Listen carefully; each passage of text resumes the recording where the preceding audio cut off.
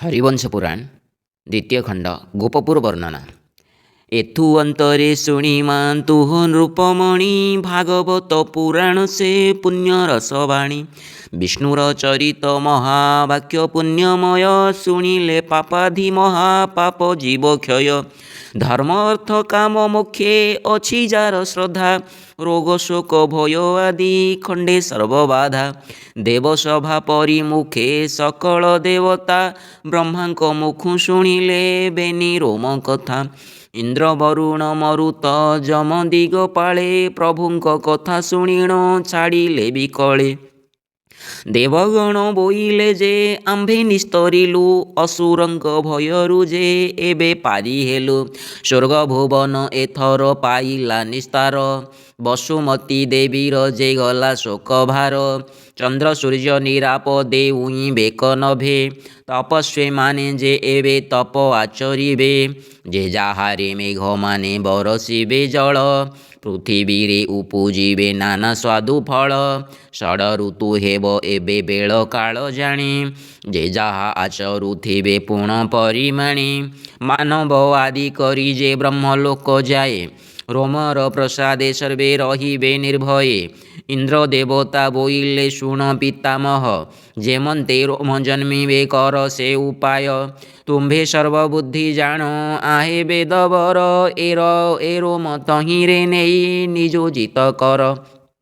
जेबे आंभ पुण्य बल होई लाक आसी असुरंक हस्ते केते होई बाक ध्वंसी। जेबण उपाये विष्णु होई बेत जात एथिर विधान कर जगतर तात। बोलंती इंद्रर बोल शुणी बेदबर सकल देवता तुम्भे दुर्गांकु सुमर। से महाभारा नाशिनी संसार पालिनी अनादि अपर्णा तिनी पुर ठाकुराणी। तांको जोगु नाश जीवन रहिब भय दुर्गांकु घेनी करिब सकल उपाय। रणी बणी भय नाही दुर्गा सुमरिले अशुभ हुई शुभ अशुभ शुभ हुई जानाम धइले। मधुबन देशरे जे वसुदेव घर कृष्णर जे पिता अछि मथुरा नगर। देवकी नामे ताहार भारी जासुदंती जे देव माता प्रत्यक्षी अटई अदिति। कंसर अटई ज्येष्ठ सोदर भगिनी स्तुति करिबा हो आंभे चाल रोम घेनी। पूर्व कंस राजा कुजे अछि शाप भोग निज भणजार हस्ते तार मृत्यु जोग। मधुबनर निकटे कटक कुसुम नगर एका अछि गोपपुर तार नाम। गोमतगिरी जमुना उत्तर जे तट मथुरापुर को सेही 12 जुण बाट। पवित्र भूमि तहीं की पटांतर नाही अनेक सिद्ध साधक थिले तहीं रही। सकल गुण रे पूर्ण अटई से स्थान सहस्र गुण लक्षणे अमर भुवन। मधु नाम रे दानव पूर्वे तहीं थिला शपथ दीपे से भूमि खंडिक बाचिला। कोटि मुखे ब्रह्म मंत्र कोटिए उच्चारी अंगुलके अश्वमेध यज्ञ अछि करी। सबु भूमि ठारु भूमि खंड अनुपम मधु नामे दानवर सेही मधुबन। मथुरापुर को लागी अछि सेही वन गोमतगिरी पश्चिमे गोपनग्र जान। से गोपनग्र कुआन पट्टांतर नाही असंख्य असंख्य जहीं छंती गोरु गाई। नंद नाम रे गोपाल तहीं अधिपति जसोदा नामे ताहार भारी जासुदंती। ताहा गर्भे दुर्गा देवी जात हेबे जाई वसुदेव जे आनिब तांकु पालटाई। एही प्रकारे खंडिब पृथिवीर भय देव सभारे कहिले ब्रह्मा करी लय। ब्रह्मा मुखु एसनक शुणी पुरंदर कृत अंजलि होइण जोड़िबेनि कर। बोइले भोधाता लागे मोते त संदेह गोपनग्र वार्ता मोते संक्षेपीण कह। जेवण श्री नारायण क्षीरोद निवासी सेके मंत गोपनग्रे बिलसिबे आसी। ଗଉଡ଼ ବାଉଡ଼ ପୁଣି ହାଉଡ଼ ବୋଲାନ୍ତି। ଗୋରୁ ଚରାଇଣ ବନେ ବନେ ବୁଲୁଥାନ୍ତି। ଅଜାତ ସେ ଅମର୍ଯ୍ୟାଦା ଅମହତ୍ଵ ସଙ୍ଗେ କେମନ୍ତେ ବଢ଼ିବେ ଦେହ ଲାଗି ହୋଇ ରଙ୍ଗେ। ଏତେକ ପୁଣ୍ୟ କେମନ୍ତେ ପାଇଲେ ଗୋପାଳେ ବିଷ୍ଣୁ ଦିବ୍ୟ ରୂପ ନିତ୍ୟ ଦେଖୁଥିବେ ଡୋଳେ। ଅପୂର୍ବ ପରି ଲାଗିଲା ମୋତେ ପିତାମହ ଗୋପର ବାରତା ଏଣୁ ସଂକ୍ଷେପିଣ କହ। ସୁଖ ସନକାଦି ଧ୍ୟାନେ ଯାହାକୁ ଚିନ୍ତନ୍ତି ଛାର ଗୋପାଳ ପାଇବେ ତାହାଙ୍କ ସଙ୍ଗତି। କେମନ୍ତେ ମୁଁ ଏଡ଼େ ବଡ଼ କଥା ନ ଶୁଣିବି ଯୋଗୀ ତପି ନ ପାନ୍ତି ଯା ଧ୍ୟାନେ ଭ୍ରମି ଭମି। ଇନ୍ଦ୍ରର ମୁଖୁ ଏସନ ଶୁଣିଣ ଉତ୍ତର ପ୍ରସନ୍ନ ହୋଇ ବୋଲନ୍ତି ସ୍ୱାମୀ ବେଦବର।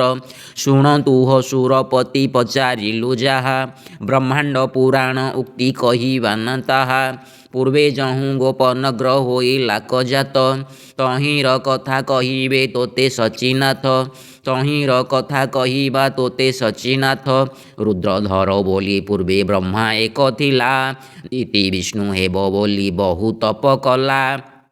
98 ସହସ୍ର ବର୍ଷ ଊର୍ଦ୍ଧ୍ୱବାହୁ ହୋଇ ନିରପେକ୍ଷ ହୋଇ ଏକା ପରମାତ୍ମା ଧ୍ୟାଇ ଯେତେବେଳେ ତା ତପସ୍ୟା ହେଲା ବର୍ଦ୍ଧମାନ ନିଦା ବିଷ୍ଣୁ ସ୍ୱାମୀଙ୍କର କମ୍ପିଲା ଆସନ।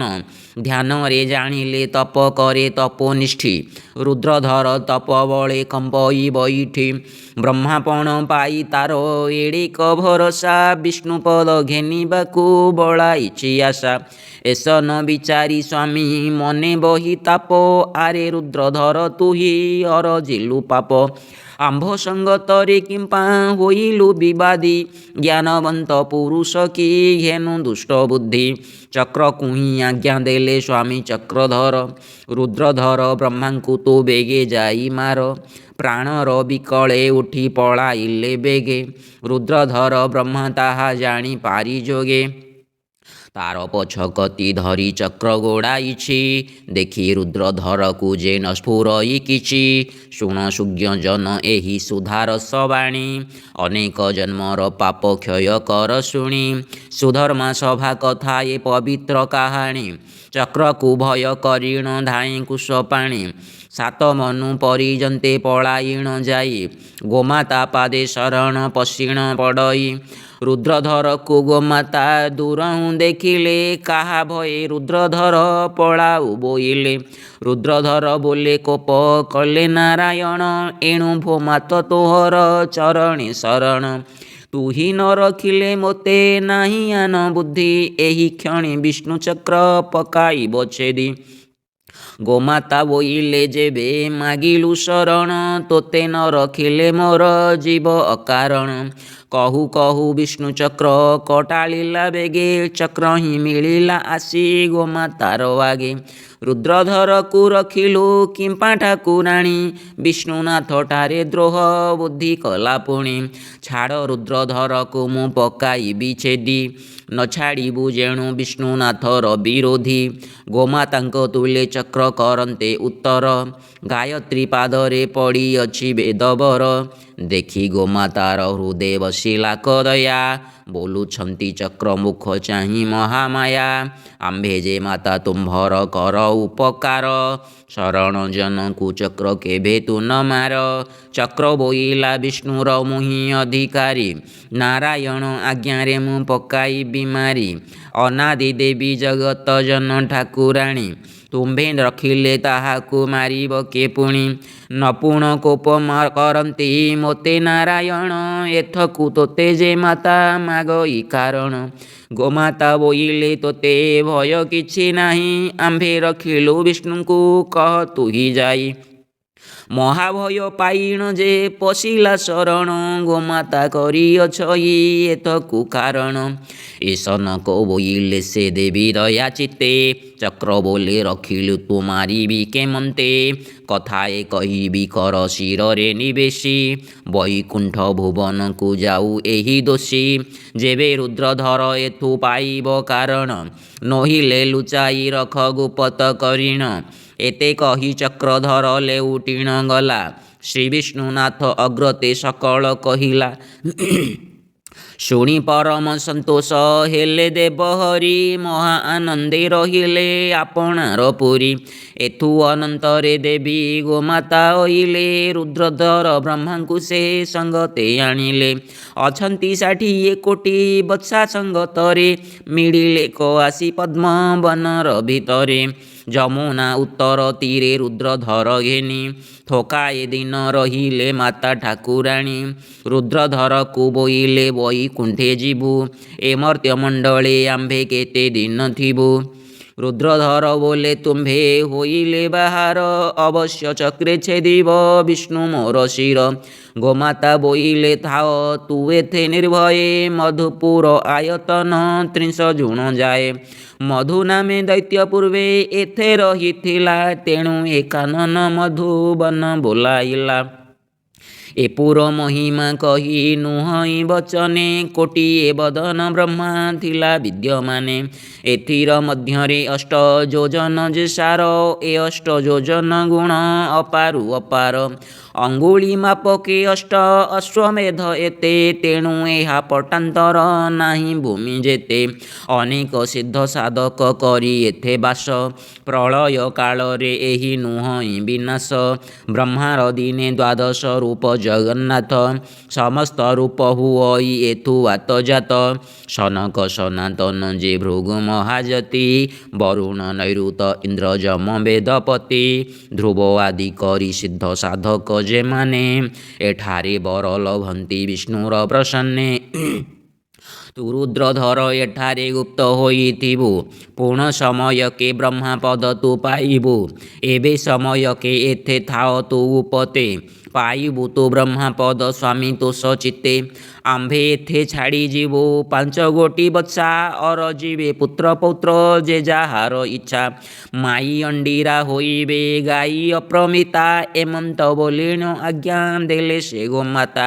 ଏତେକ ବୋଲି ଗୋମାତା ଅନ୍ତରିକ୍ଷେ ଗଲେ, ବୈକୁଣ୍ଠ ଭୁବନରେ ପ୍ରବେଶ ହୋଇଲେ।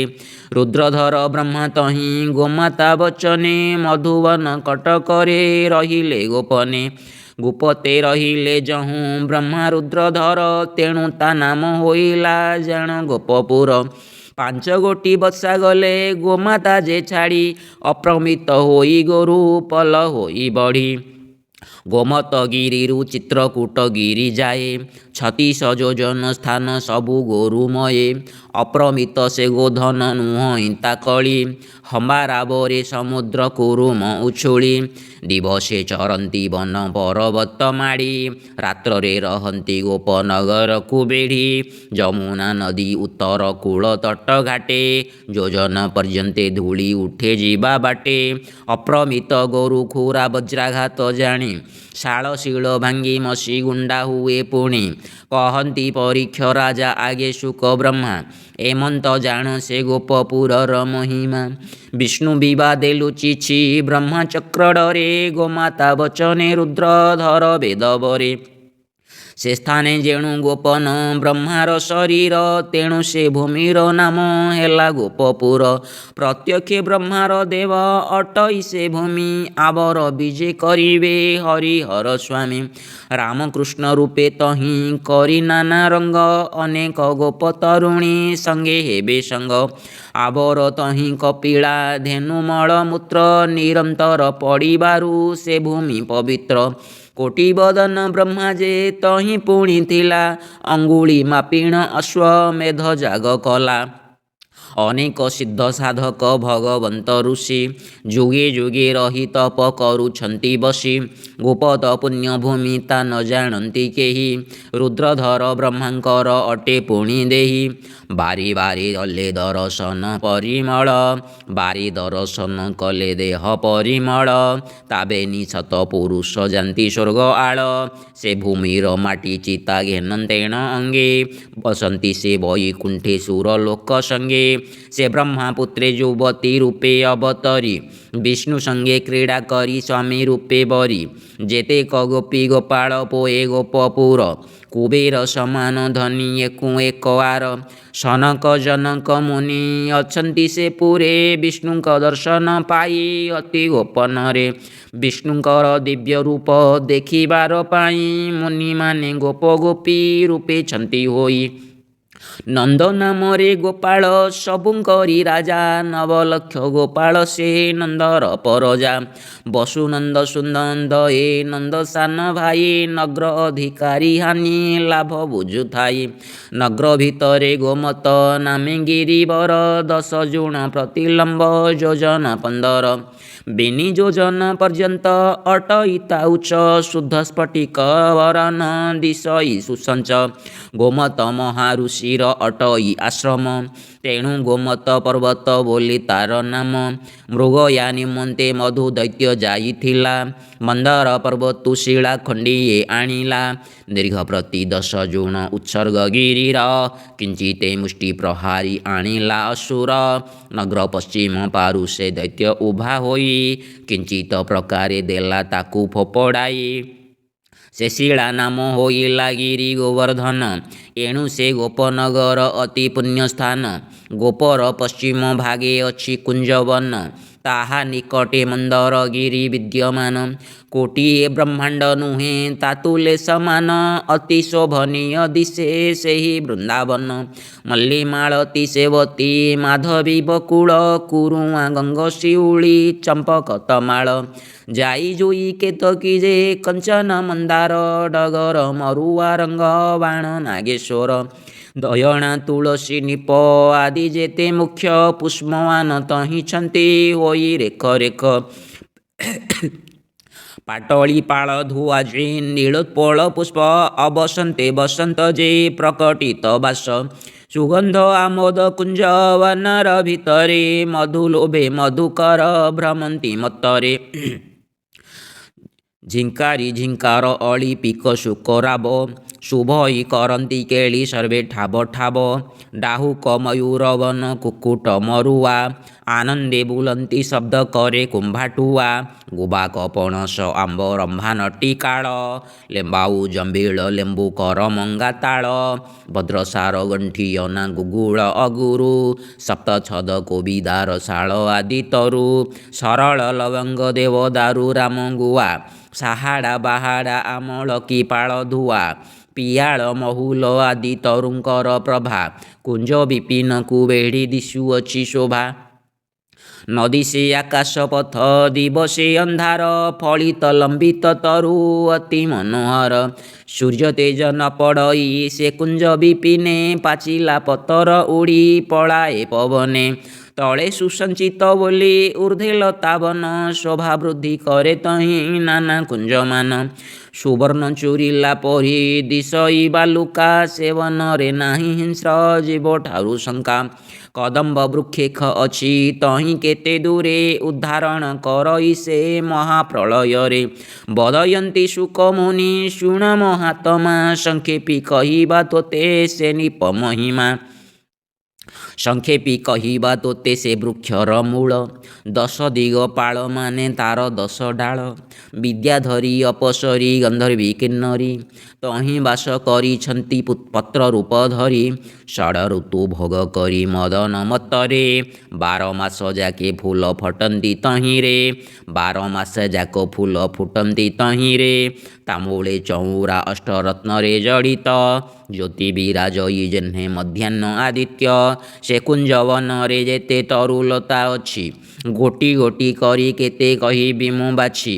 ଏକ ଏକ ବୃକ୍ଷର ଯେ କୋଟି କୋଟି ଗୁଣ।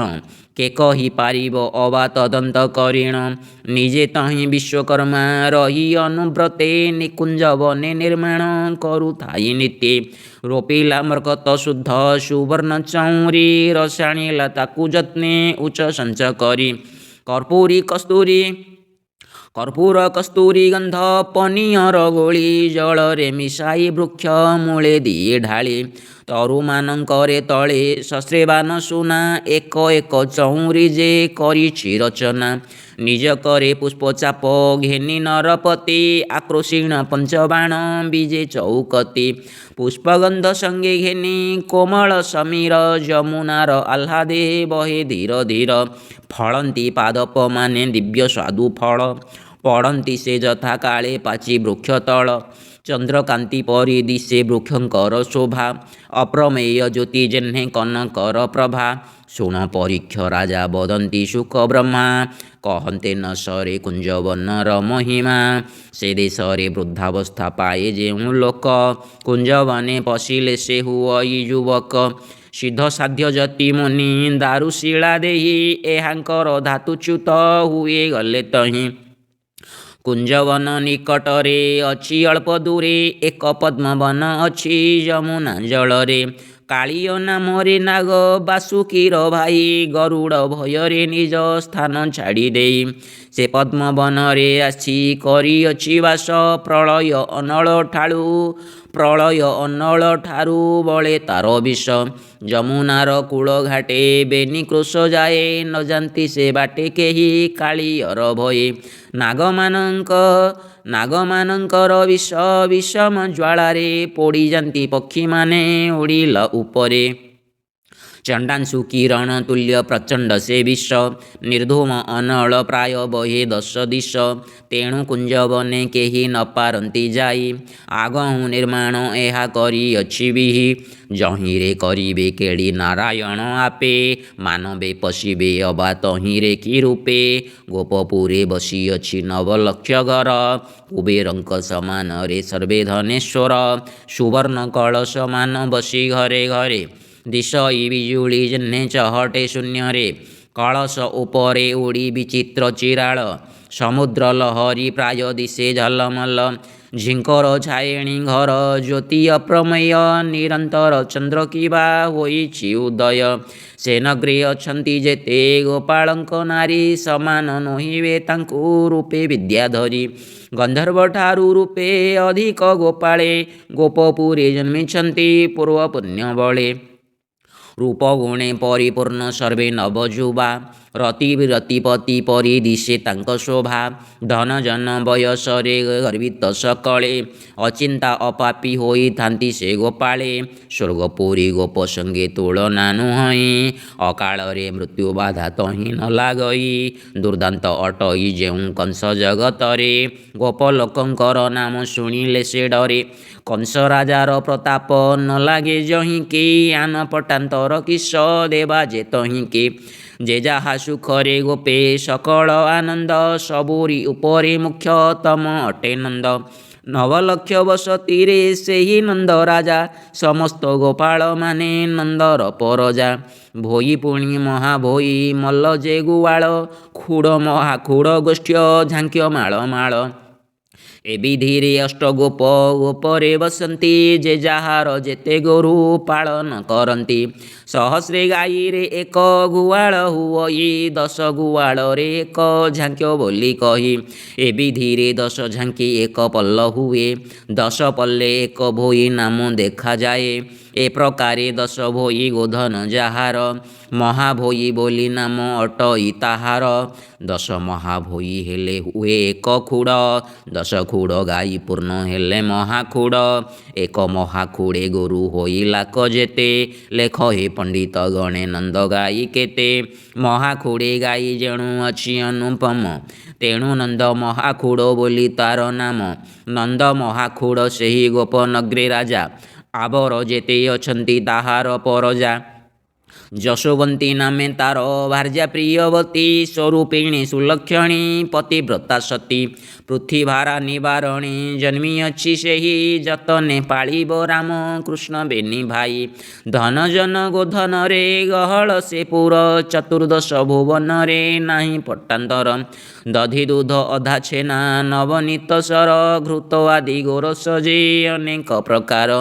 ହାଣ୍ଡିରେ ଗୋରସ ଭରି ମୁଣ୍ଡାଇ ମସ୍ତକେ ବିକନ୍ତେ ଗୋପୀଏ ନେଇ ମଥୁରା କଟକେ। ରୂପ ଗୁଣେ ସୁଲକ୍ଷଣୀ ସେ ସକଳ ନାରୀ ସମାନ ନୁହନ୍ତି ତାଙ୍କୁ ସ୍ୱର୍ଗ ଅପସରି। ଶ୍ରୀକୃଷ୍ଣର ଅଙ୍ଗ ସଙ୍ଗ ହୋଇବାର ପାଇଁ ମୁନିଗଣେ ଜନ୍ମିଛନ୍ତି ଗୋପୀ ରୂପ ବହି ଗତ ଜନ୍ମର ବାରତା ଚିତୋଇ ମନରେ ପିରତି ସେ ନ କରନ୍ତି ଅନ୍ୟଜନ ଠାରେ ଗୋପକୁ ମଥୁରା ଅଟେ ଦ୍ୱାଦଶ ଯୋଜନ ଦିନ ରାତି ସେ ପଥରେ କରନ୍ତି ଗମନ ସର୍ବଦା ଗହଳ ହୁଏ ତେଣୁ ସେହି ବାଟ କାହାର ମନରେ କିଛି ନ ଆସଇ କଷ୍ଟ ନବଲକ୍ଷ ଗୁଆଳଙ୍କୁ କ୍ଷୀର ହୁଏ ଯେତେ ତଦନ୍ତ କରିଣ ଅବା କହିବା ତା କେତେ ଭାଇ ଭୋଇ ମହାବୋହି ପଲ୍ଲ ପାଳକ ଗୁଆଳ ଖୁଡ଼ ମହାକୁଡ଼ ତୁଲେ ଝାଙ୍କି ମାଳ ମାଳ ଏପରି ଅନେକ ଗୋରୁ ଛନ୍ତି ଅପ୍ରମିତ ନବଲକ୍ଷ ଗୁଆଳଙ୍କ ଏ ପ୍ରକାର ବିତ୍ତ ଏତେ ଏତେ ବୋଲି ସଂଖ୍ୟା ନୁହେଁ ପରିକଳି ସମୁଦ୍ର ଗର୍ଜନ ପ୍ରାୟ ଶୁଭେ ହାଲ ହୋଳି ହମ୍ବାର ଶବଦ ଯେ ଗହ ଗହ ଧ୍ୱନି ଟଳ ଟଳ ହୋଇଣ ଯେ କମ୍ପଇ ମେଦିନୀ କ୍ଷୁରାଘାତେ ଭାଙ୍ଗି ଖାଲ ଟିକର ପାଷାଣ ଧୂଳି ହୋଇ ଆକାଶରେ ଉଡ଼େ ଅନୁକ୍ଷଣ ଗୋମତ ପର୍ବତ ଠାରୁ ଚିତ୍ରକୂଟ ଯାଏ 36 ଯୋଜନ ଯାକ ଗୋରୁ ପଲ୍ଲମୟେ ଯେବେ ସେ ଗୋପାଳ ଗାଈ ଦୋହନ କରନ୍ତି ପ୍ରଥମ ଚିରେକ ଦୁହିଁ ଭୂମିରେ ପକାନ୍ତି ପ୍ରତି ଗାଈ ଠାରୁ କ୍ଷୀର ଚିରେ ଚିରେ ପଡ଼ି ଯମୁନା ଜଳରେ ମିଶେ ନଦୀ ପ୍ରାୟ ବଢ଼ି ଦଣ୍ଡେ ରାତ୍ର ଥାଉଁ ବେଳ 5 ଘଡ଼ି ଯାଏ ପାଣି ସଙ୍ଗେ କ୍ଷୀର ମିଶି ବହେ ଶ୍ଵେତମୟେ ମତେ ମତୁଆଳ ହୋଇ ଗଉଡ଼େ ଉତ୍କଟା ଗାଆନ୍ତି ଢମାଳି ଗୀତ ନାଚନ୍ତି ଖେମଟା ଘୁମୁରା ମର୍ଦ୍ଦଳ ସିଙ୍ଗା ପତର କାହାଳି ବଜାନ୍ତି ଆନନ୍ଦ ମନେ ଠାବେ ଠାବେ ମିଳି ସୁସ୍ୱରେ ବଇଁଶୀ ନାଦ କେକରଇ ରଙ୍ଗେ ପର୍ବତର ରଙ୍ଗ ମାଟି ବୋଳିଥାନ୍ତି ଅଙ୍ଗେ କାଶୀରେ ଗୁଞ୍ଜର ମୁଣ୍ଡ ମାଳା ପାଏ ଶୋଭା ତଲାରି ଉପରେ ତାର ଶିଖି ପୁଚ୍ଛ ଗଭା କେନ୍ଦୁ ସରଳ ଲଉଡ଼ି ଶୋହେ କାହା କରେ ରୁଞ୍ଜ ଗୁଞ୍ଜ ମାଳ କୁନ୍ଥି ଲମ୍ବାନ୍ତି ଗଳାରେ ନାନା ଜାତି ବନଜାତି ପୁଷ୍ପମଣ୍ଡି ହୋଇ ବନେ ବନେ ଖେଳା କରି ଚରାଅନ୍ତି ଗାଈ ଏହି ମତେ ନବଲକ୍ଷ ଗୋପାଳ ଉନ୍ମତ୍ତା ସର୍ବେ ବଳବାନ ଏକୁବାରେ କସକତା ଅଳକା ଭୁବନ ଯେହ୍ନେ ତେହ୍ନେ ଗୋପପୁରୀ ଦିଶନ୍ତି ଗୋପାଳ ଗୋପୀ ଦେବ ଦେବୀ ପରି ଏସନେ ଗୋପାଳେ ଥାନ୍ତି ମହାସୁଖ ପାଇ ନନ୍ଦ ବିନୁ ତାଙ୍କର ଯେ ଆନେ ଭୟ ନାହିଁ ସେ ନନ୍ଦ ଗୃହରେ ହରି ବାଳକ ସ୍ୱରୂପେ ବଢ଼ିବେ ମଥୁରା ପୁରୀ ଜନ୍ମ ଲଭି ଗୋପେ ଆଗହୁଁ ବିଧାତ ଏହା କରିଛି ନିର୍ମାଣ ବୋଲନ୍ତି ଶ୍ରୀ ଶୁକ ମୁନି ପରୀକ୍ଷିତ ଜାଣ ସୁଧର୍ମା ସଭାରେ ଇନ୍ଦ୍ର ଦେବତାଙ୍କ ଆଗେ ଭବିଷ୍ୟ ପୁରାଣ ବ୍ରହ୍ମା କହି ଶାସ୍ତ୍ର ଯୋଗେ ସେ କଥା କହିଲୁ ଆମ୍ଭେ ତୋତେ ରାଜନିଧି ଏକ ମନେ ଶୁଣ ତୋର ବାଞ୍ଛା ହେଉ ସିଦ୍ଧି ଜୟ ଶ୍ରୀ ଗୋପାଳ ବାଳ ଶ୍ରୀ ମଧୁସୂଦନ ଅଚ୍ୟୁତ ଦାସକୁ ଦିଅ ତବ ପାଦେ ସ୍ଥାନ ହରେ କୃଷ୍ଣ କୃଷ୍ଣ କୃଷ୍ଣ ହରେ ହରେ ହରେ ରାମ ରାମ ରାମ ହରେ ହରେ ହରି ବୋଲ।